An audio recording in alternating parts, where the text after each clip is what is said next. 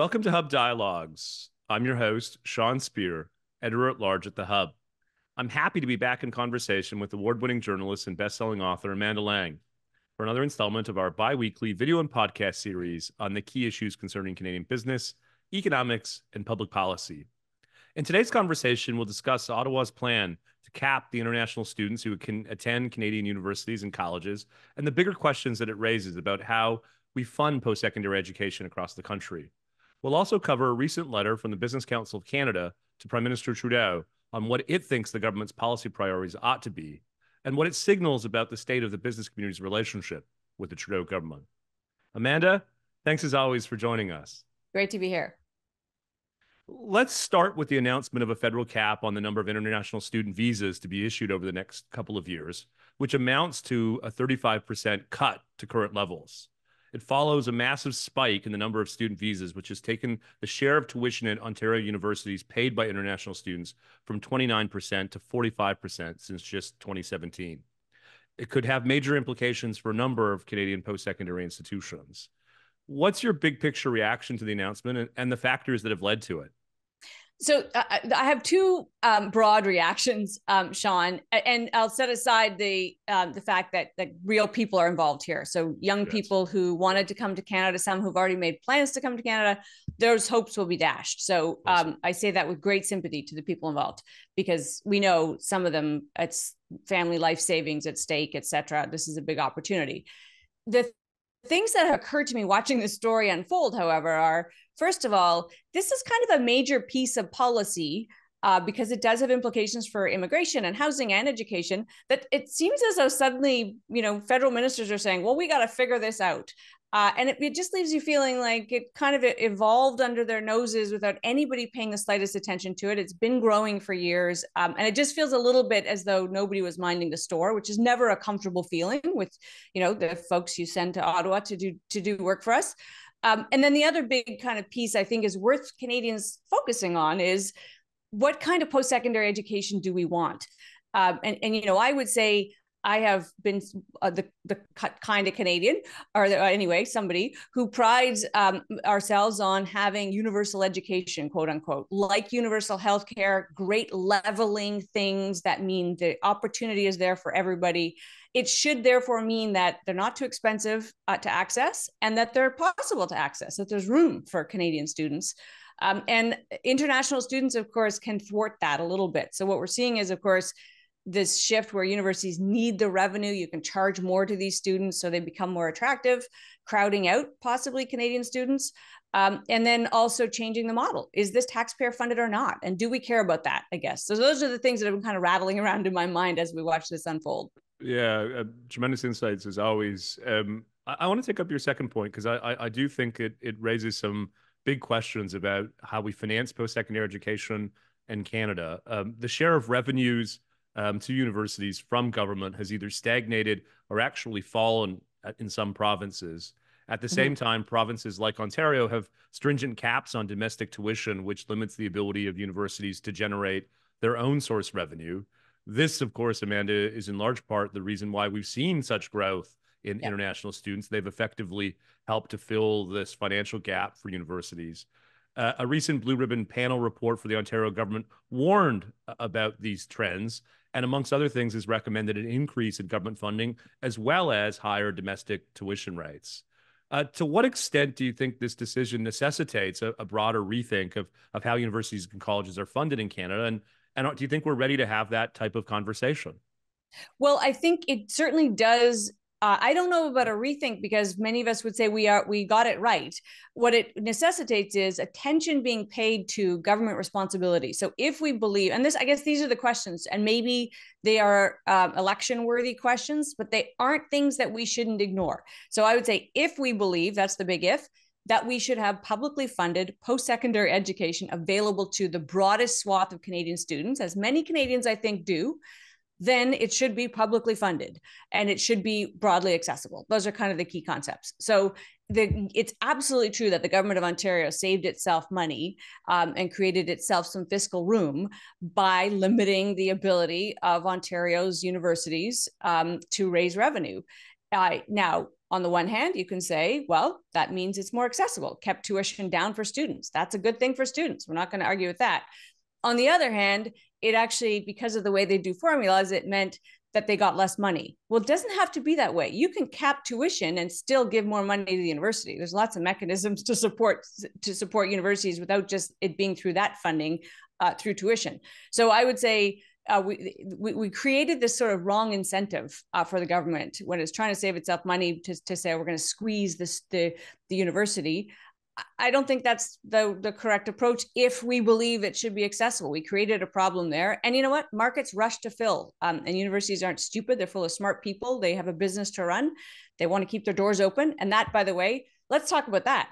The fact that a university like Queen's, one of our most august, longstanding post-secondary universities, don't roll your eyes. Do you know people at Queen's you don't like? Is on the brink of some kind of financial difficulty. I find that shocking. What do you have against Queens? I don't have anything against Queens, but okay. As you say, those political incentives have effectively led us into our current situation where we have governments effectively flatlining transfer payments to universities on one hand, on the other hand, for small p political reasons, essentially limiting their ability to raise tuition. And so universities have had to effectively innovate. And that innovation has come in the form of this massive spike in international students. I want to put one other kind of contextual piece before you, though, as we kind of talk through these issues. One subject that we've discussed a lot at the Hub in the past few months, Amanda, is whether in the zero-sum world of public finance, Canadians are going to want to dedicate scarce resources to universities. Healthcare is already close to half of provincial program spending. Cumulative taxes are pretty high.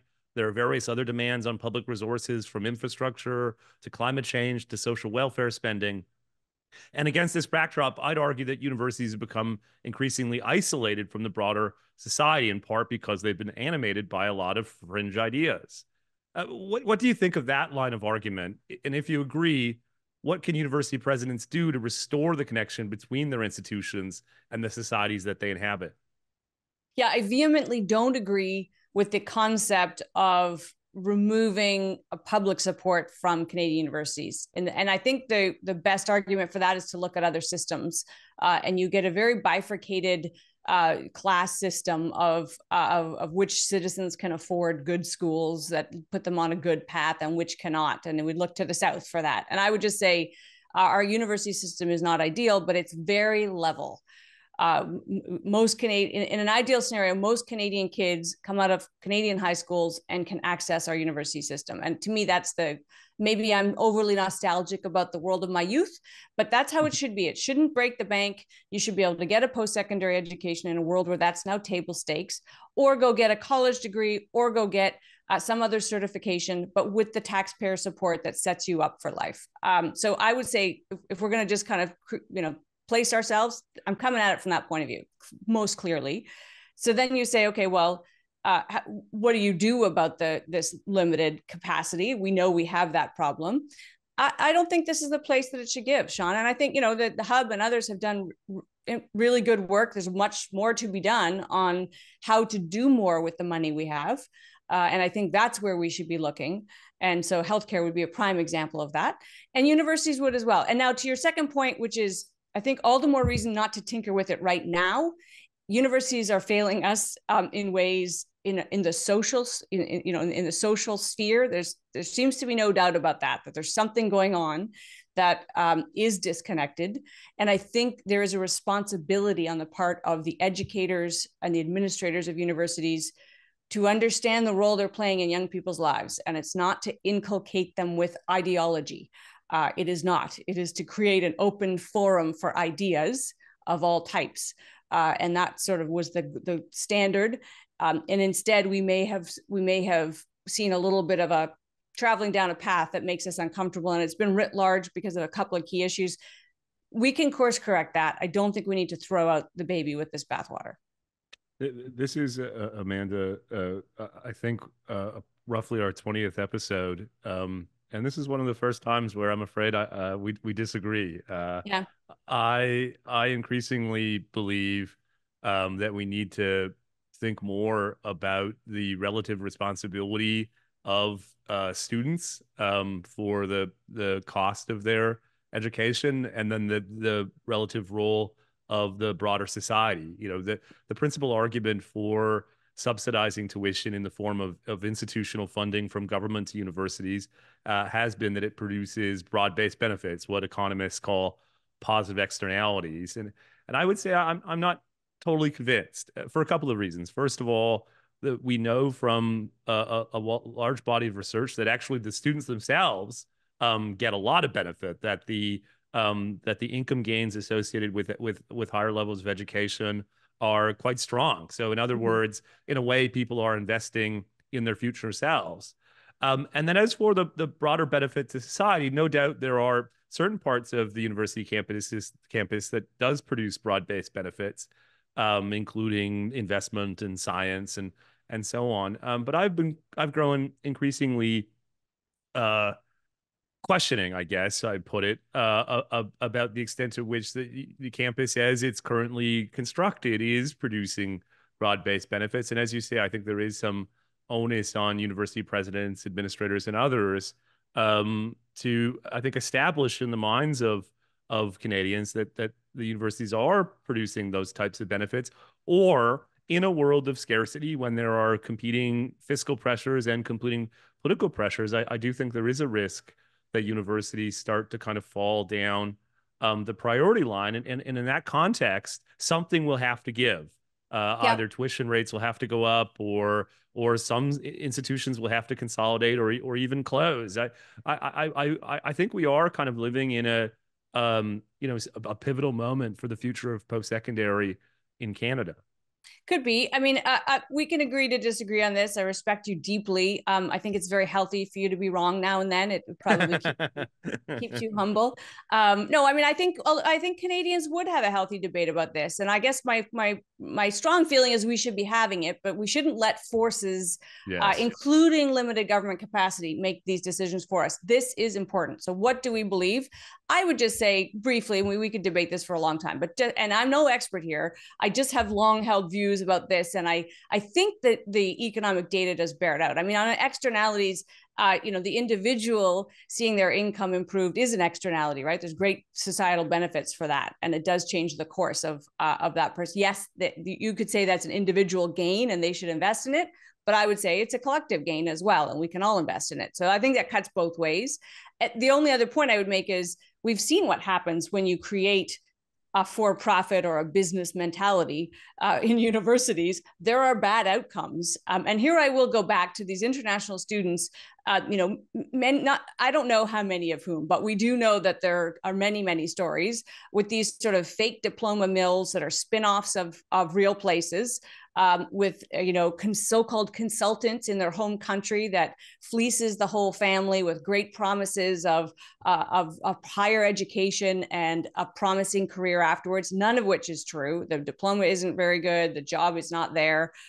So we're seeing abuse happening, in other words, to real humans, all in the name of revenue raising. So is that the right approach, or would we rather that wasn't part of the spirit of a place of higher learning?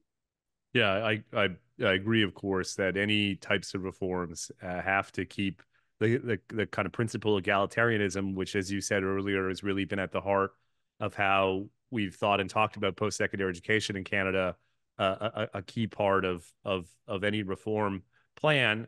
But I want to raise the conversation up a few thousand feet, and maybe get to a line of inquiry that I think we would agree on. In fact, it's something we've talked about in the past, which is that this whole issue strikes me as an inherently Canadian one, which is to say governments don't want to pay the full cost, but they're also not prepared to ask users to pay for it. So we look for some kind of stopgap. In this case, it's international students. At the more macro level, it's deficit financing. But the key question, it seems to me, is how can we move to a model whereby we can more efficiently and effectively decide what individuals ought to pay for, what we're collectively prepared to pay for, and then set tax rates, or in this case, tuition fees, at the appropriate levels. Yeah, I don't disagree with that. I guess I would ask you to show me the model in the world where that works well, that isn't primarily government funded. However, I think the point that you're hinting at, and here we vehemently agree, is we do need some real adult and mature decision making on the part of policymakers to say, here is the limited pool that we have to play in, and where will we play, Canadians? We're here to represent you, and I really do. And it does, we do see some of it. It just, these are big, hard problems, and of course, when they're shared provincially and federally, they get even more complex, as we know.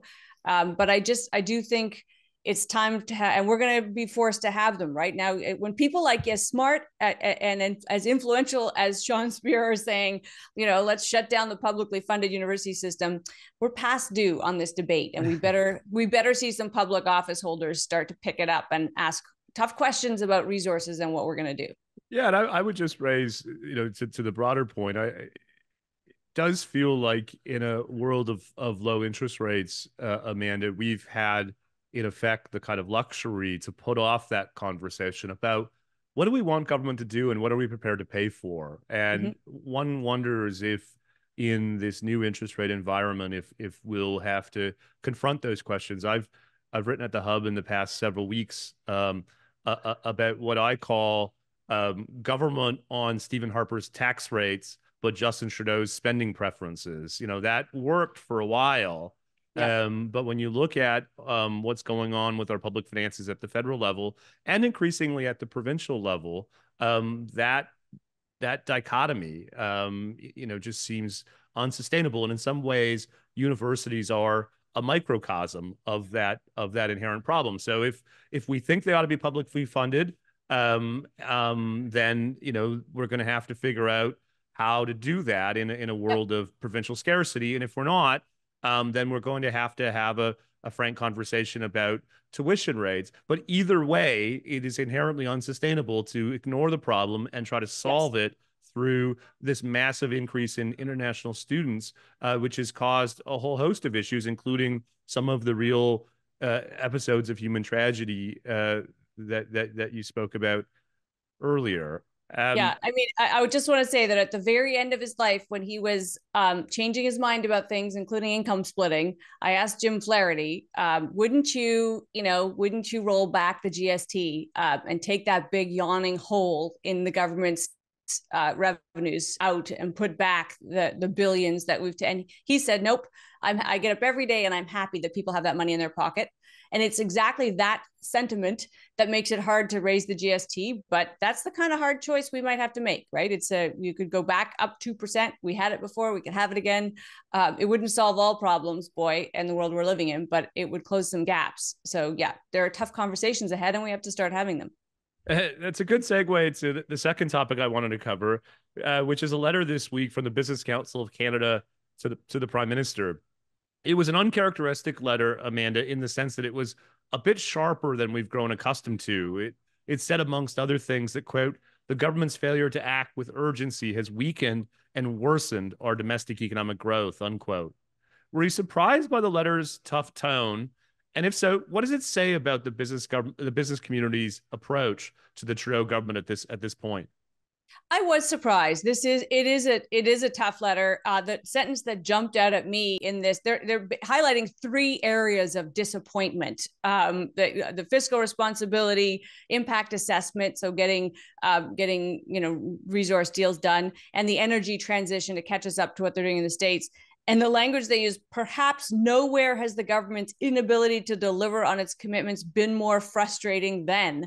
Wow, this is not conciliatory language, and this is not in the room language either, I have to say. I don't know about you, but to me, that struck me as they're outside of the room, and therefore, this is the only way they can communicate. So that's a breakdown, I would say. It is a level of frustration, and and I'll tell you what was striking is we did see the Prime Minister address this coming out of the cabinet retreat. He was asked about the Business Council's letter.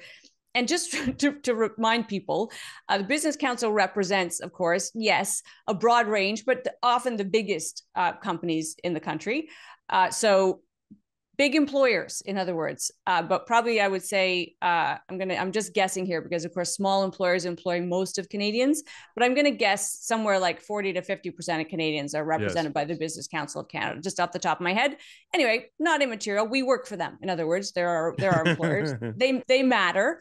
And the Prime Minister basically said, yeah, business wants that, but I'm more concerned about what Canadians need.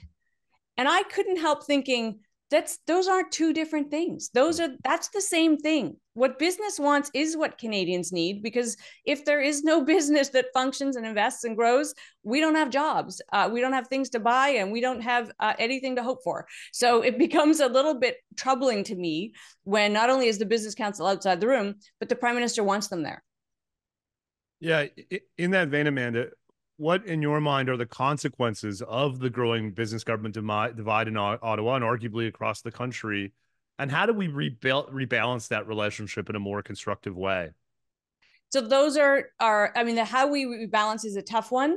I think being open to listening. I mean, I would have liked to see a Prime Minister come out and say, I hear these concerns. They're difficult. We're working through them. Maybe we're letting them down, but it's not because we want to. Whatever you say when you want to keep somebody close and working on your team. Now, I think businesses would say the consequence of these problems, especially sort of the fiscal uncertainty, the regulatory uncertainty, the unequal, they would say, sort of tax incentive system we're now dealing with thanks to the IRA in the US, is they don't want to invest. They feel a level of uncertainty and unease, and so they're not investing.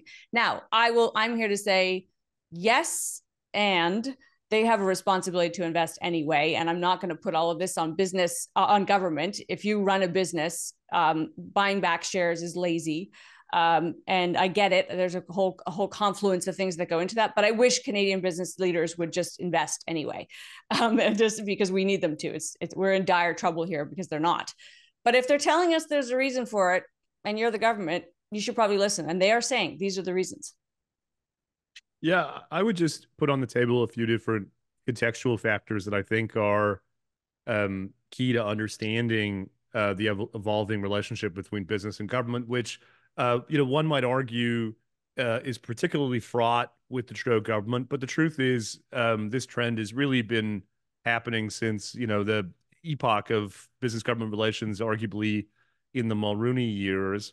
One factor, of course, is the elimination of corporate donations. Yep. So corporations and business leaders just matter less in our politics than they used to.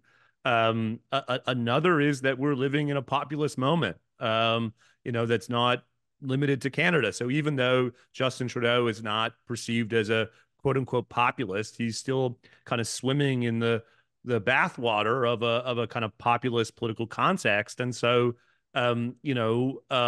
lining up with business would come with serious political risks. I experienced this, Amanda, when I worked for the Harper government, and the government was carrying out its plan to lower the corporate tax rate from 22 to ultimately 15%. There was a lot of demands, and I don't mind saying even within the government itself, to reverse those tax cuts because they were seen as, quote unquote, giveaways to business. And then just the last thing I would say is business, at different times over the past 40 years or so, had a pretty coherent set of expectations or demands out of government policy. Think of free trade in the 1980s or deficit reduction in the 1990s.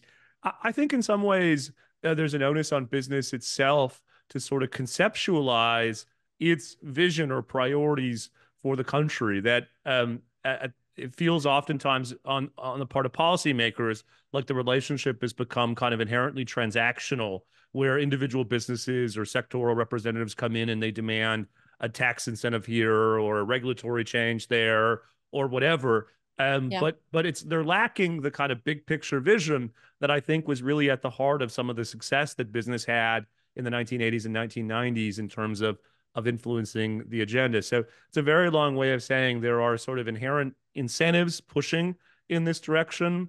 I think obviously the Trudeau government's sort of ideological preferences are also sort of pushing up against a more constructive relationship with business. But as you say, I do think there is some onus on the sector itself, not merely to blame politics, but to look at its own set of priorities and the way it thinks and talks about the country.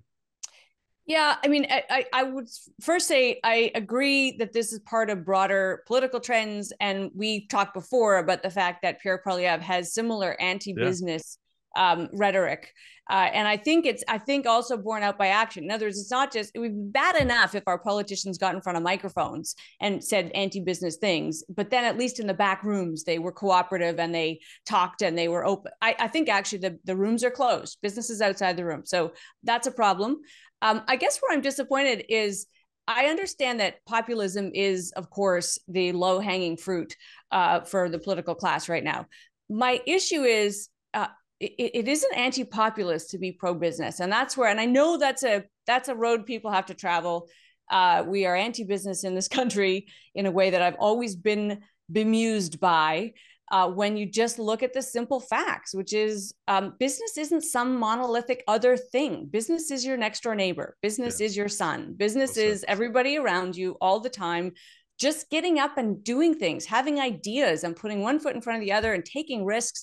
And it should be celebrated. There's nothing we do in this country that isn't supported by, made better by business. And so I don't know if we need a different name for it. The Business Council may represent some of the very biggest businesses and employers. Those are our champions. Those are the ones we should be celebrating. They go out in the world and represent Canada, and they employ tens of thousands of Canadians, and they are the ones with deep research pockets to help support universities and their research. So the whole anti-business, the fact that business can't be populist, I push back on. It's when we're talking about Canadians, we're talking about business. That's my frustration. It just seems to me facile and ignoring sort of some obvious things that these people are way too smart not to understand. So I'm not saying anything they don't all understand. They've just decided this is the course. To your point about messaging, I guess I agree. On the other hand, I don't know if I really want what are really lobby groups kind of fashioning economic policy. But yes, maybe on green rather than just saying, do more. Sure. If businesses, all of them, big and small, could get together and say, is there something as clear as free trade? Is there something as foundational as that? Maybe they should. Maybe they should come and say, here's the price that needs to be put on carbon, or here's the cap and trade system that would make our world work better, or we're all in on hydrogen, you should be too. I think their issues are too complex and they're waiting for government to lead. So I hear you on that. I don't know if I fully agree on that. Well, a couple of disagreements today, Amanda. That should spice things up a bit for our listeners and viewers. I want to thank you for joining me, and I look forward to catching up in a couple of weeks. It's always good to talk, Sean.